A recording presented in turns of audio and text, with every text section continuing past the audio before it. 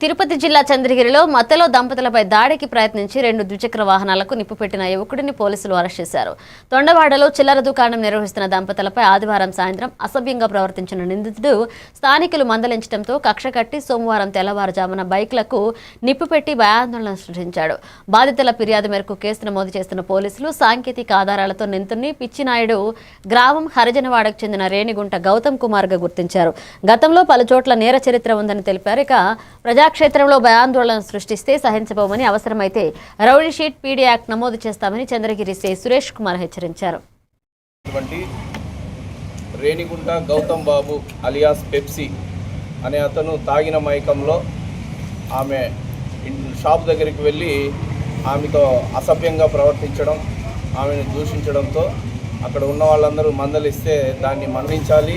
ఈ గాంజాయి, ఈ పేకాట, జూదము వంటి అసాంఘిక కార్యకలాపాలు ఏదున్నా కూడా పోలీసులకు తెలియజేయండి.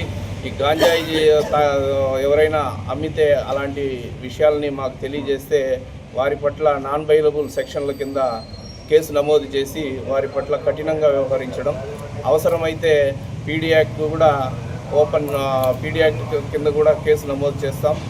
అవసరమైతే రౌడీ షీట్ ఓపెన్ చేసి వాళ్ళ మీద ప్రత్యేక నిఘా ఉంచడం జరుగుతుంది. కాబట్టి చంద్రగిరిలో ఉన్నటువంటి ఎవరైనా అకతాయిలకు పాల్పడితే మాత్రము వాళ్ళ పట్ల చంద్రగిరి పోలీసులు చాలా కఠినంగా వ్యవహరిస్తారు.